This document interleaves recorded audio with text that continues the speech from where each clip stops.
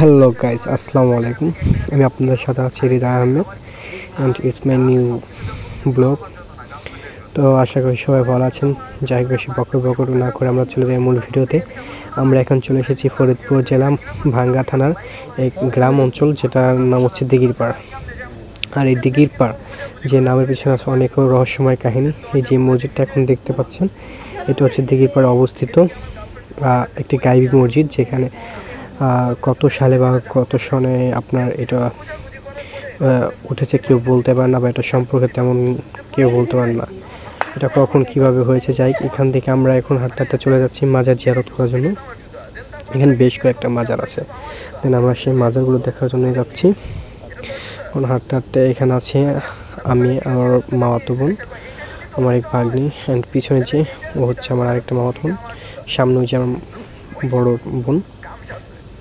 মামাতো বোন। যেটা আমরা মাজারে এসেছি, এখন তারা মাজারের ভিতরে ঢুকবে, বাট আমি ঢুকবো না, ওরা ঢুকতেছে একে একে। এই তো ওরা ঢুকে গেছে, এখন ভাগ্নি ঢুকবে, বাট ওর জুতা খুলেও যাইতে পারতেছে না এখনও, ও জুতা খুলতে পারতেছে না, এই জন্য যাইতেছে না। এরপরে একটু পরেই ঢুকবেও। ওরা এখন ছবি তোলার জন্য এখন দাঁড়াইছে, আমি এখন যাবো, যে একটা ছবি তুলে দিয়ে দেবো। কিন্তু এখন আগে আমি আসছি আপনাদের আরেকটা জায়গা থেকে ঘুরে। এখানে আছে আর বেশ কয়েকটি মাজার, যেগুলো এখন থেকে আনতে যাচ্ছে না, এই কবরস্থানের ভিতরে বাঁধানো। তারই সামনে আরেকটা আছে 27 বিবি মাজার। এই 27 বিবি মাজারে আরেকটা রহস্যময় কাহিনী, যেটা হচ্ছে এখানে এক মহিলা ছিল, 27টা কন্যা সন্তান ছিল। দেন তারা যখন প্রতিদিন রাতে এক একজন করে স্বপ্ন দেখতো যে তাদের একটা স্থানে এসে বসতে হবে, তারা স্বপ্ন দেখে আসা এই যে স্থানটা দেখতেছেন, এখানে একটু গর্ত ছিল, গর্তের ভিতরে এসে বসতো। এখানে এসে বসার পরে কারোর খুঁজে পাইতো না, সে নিখোঁজ হয়ে যেত। অ্যান্ড এই যে হচ্ছে আমরা এখন চলে যাব সেই মূল আকর্ষণ, যে দিঘির, যেটার নামে গ্রামের নামকরণ করা হয়েছে দিঘিরপাড়। এই যে এখন যে মাঠে দাঁড়ানো, এটাও একটা দিঘি ছিল, বাট এটা শুকিয়ে এখন মাঠ হয়ে গেছে। পাশে আরও বিশাল বড় একটা মাঠ আছে ওই সাইডে। আর এখন যে দিঘিটা দেখাবো, এটা হচ্ছে তারা নিজেরা খনন করে এটাকে বানাইছে। তাও এটার ভিউটা অনেক সুন্দর, সম্পূর্ণ ভিডিওটা যতটা সম্ভব দেখানোর চেষ্টা করছি। এই পুষ্করিণী পাড়ে আছে একটা বট গাছ, যে যার নিচে আসলে আপনার সিঁড়ি, যেখানে আপনার যেটাকে বলা হয় পুকুর বাঁধানো যায়। হ্যাঁ, যাই হোক, ঘাটপাড়, যেখানে আপনারা সবাই এসে অনেকে বিশ্রাম করে বা গোসল করে এই জায়গাটায় বসে দেখতে পাচ্ছেন। আর বটের নিচে কি ভাই ঠান্ডা, কি শীতল বাতাস, সেটা বলে বোঝাতে পারবো না।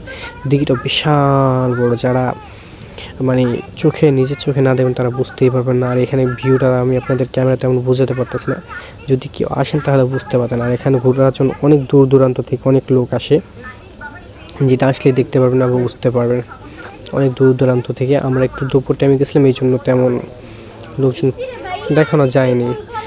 এখন আমরা যেতেছি একটু দিঘির ওই মাথায়, সামনে একটা বড় দেখছি, এই যে আমার ভাগ্নে ধরে আসছে, আমার মামা আমার নিয়ে যাওয়া, এখানে যাওয়া না। দেন এখন ওরে আমি হাত টান দেখে নিয়ে গেছি, এখন ও আসতেছে, মা তখন পিছনে ওরা হাঁটতে পারতো না। তখন যাই হোক, এটাই বুঝতে পারলেন চেপন হওয়ার শান্তি কতটা। এখন এইখানে যারা ভিডিও করতেছে, ও ডং দেখলে তো আমার মনে ভাই পুরো শরীর জ্বলে রে ভাই, কী কোন মাইয়া মনে যে কত ডং করতে পারে, যে কইয়া বুঝতে পারবো না। এই যে হ্যাঁ, আবার দেখেন আবার কোন পোসলায় ডানা মানা মেল্লা দেবে, একে উড়ে যাবো আকাশ দিয়ে হনে। ওরে বাইরে ভাই, আর আমি আসছি ট্যাক ক্যামেরাম্যান, কল লাগবো না আমারে, যে ভাই খাড়াতে শেষ, আমার জীবনে কিছু নাই। আমরা চলে যেতেছিল আরেকটা জায়গায়, যেখানে বৈশাখী মেলা হওয়ার কথা ছিল। এখানে অনেক বড় বৈশাখী মেলা হয়, বাট এখন আমরা যাইয়া যেটা দেখছি, এটার জন্য আমরা মোটেও প্রস্তুত ছিলাম না। এত বড় একটা সারপ্রাইজ আমাদের জন্য, ভাই রে ভাই, সেটা কি কমু বলেন।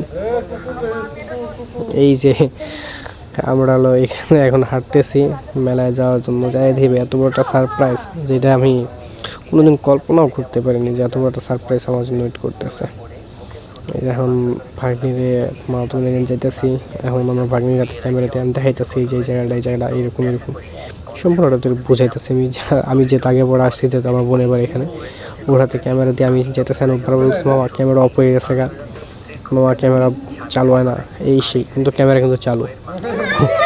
কি আর বলবো বলেন। মানে এর তো আমি যেতেছি হাঁটতে মেলার ভিতরে ঢুকে গেছি গা। আরে ভাই, এসে দেখি এরকম মেলা, শুধু কয়েকটা দোকানপাট, তাও মাটির জিনিসপত্র নিয়ে। তাও অনেকটা ভালো লাগছে যে একটা ছোটোবেলার একটা স্মৃতি ফিরে পেলাম, যেখানে এইসব মাটির খেলনাপাতি এখনও দেখা যায়। ছোট ছোট ঘোড়া, গরু, মাটির জিনিসপত্র, যেটা এখন সচরাচর দেখা যায় না, যেটার অনেক বেশি মিস করি এখন। এই তো এখানে যে আর কয়েকটা দোকান আছে। ওরা ভাই কী লোক দেয় রে ভাই, ভাই বেটি মানুষ।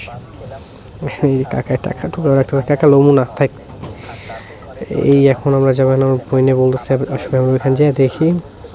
আর আমি লোক কিনবো না, শুধু দেখবার পোস্টলুম, তুমি ছবি তুলবা। আমরা এখানে দেখতেছি কত সুন্দর সুন্দর টিয়া পাখি, গরু, মাছ, মাটির খেলনা। ও জানে কি করতেছিল, ওই নিজেই জানে না। যাই হোক, এই দেখতেছি এখন আমি যাবো এখানে একটা দেখে মাটির কলস, সুন্দর লাগছে। বাট দেখাইতেছেন আপনাদের, এখন আমি ধরে এটা দেখতেছি এটা কীরকম। দেখে আমি দেখাতে দেখলে খুব সুন্দর না কলসটা, আমি বলতেছে হ্যাঁ খুবই সুন্দর। এখন ওই আমার বলতেছে ভাই আমি এটা লইয়ার একটা ছবি তুলবো, যে কিন্তু দাম দুম করবো, ছবি তুলে যাম গালুম না। ওই কথা কইতাছে, কয়েট হয়ে ছবি, এই যে পোস্ট করে পোস্ট। আমি যে গেলাম কাকা এগুলোর প্রাইস কত, পরে বললো যে পার পিস 50 টাকা করে। যাই হোক, তাও আমার একটু মোটামুটি বেশি মনে হয়েছে মাটির জিনিস, তাও কিন্তু কালার রং সমস্তটা মিক্স করে আর একটু বেশি হওয়া উচিত ছিল, কিন্তু তাও আমার কাছে বেশি মনে হয়। এই মাটির ব্যাংক বড়টা জিজ্ঞেস করলাম, বললো 380 টাকা। এই খেলনা সেটগুলো যেগুলো দেখতেছেন পলি বাঁধা, এইগুলোর প্রাইস ছিল 100 টাকা, অনলি 100 টাকা। আপনার এখানে যে অনেক ধরনের পুতুল, মাটির খেলনাপাতি, অনেক কিছুই ছিল। কত সুন্দর একটা ভিউ। আর আসলে জায়গাটা আমার সমস্ত কিছু আমি ভালোভাবে এনজয় করেছি। অ্যান্ড দেখেন এখানে আসার পরে আমি আবার আমার বোনকে বলতেছি, নিপু দেখবি আর নারকেলের ফোপা, যেটা খাবি তুই, সাথে নিয়ে ধর নারকেলের ফোপা ওই আবার পোস্ট নেয় তারে তারা। যাই হোক, এখানে জামরুল ফল, তারপর আম, শসা, আর কত কী ছিল বাইরে ভাই, যাবতীয় কাঁচা সবজিও ছিল। এই যে ফুলকপি, গাজর অ্যান্ড মরিচ, রসুন, আর কি ওটা কি লিচু নাকি রে ভাই, যাই অনেক পদের ছিল যেটা আমি বলতে পারতেছি না। এই তো আমরা এখন চলে আসছি, এসে আমরা এখন একটা ব্রিজে এসে আমি বলছি একটা ভিডিও করে দেবো। ও যে ভিডিও করছে রে ভাই, ওর দোষটা ওর না, আমি ভিডিও করতে পারি না, যে কোনো ভিডিও স্লোমো হোক বা হাঁটাহাঁটি, আমি কোনো ভিডিও করতে পারি না। এলে আমি খেলে একটা 8টা সেমনি ঘুরে ফিরে, এই আমার পোজ। ওর দিস দেখেন ও কী করে, ও ঘুরতে যে তোর জুতো খুলিয়ে ফেলাই দিব, ওর জুতা বাইজে পড়ে জায়গায় খুললে গেছে, 8টা ফেলাইছে। যাই খেয়েছে আমার এখন ভাগ্নি, ওরে ভাই রে ভাই, ও দেখি সেই পোস্টলে। আচ্ছা যাই গাইস, আসসালামু আলাইকুম, আমার ভিডিও পর্যন্তই। ওকে, বাই বাই, টেক কেয়ার।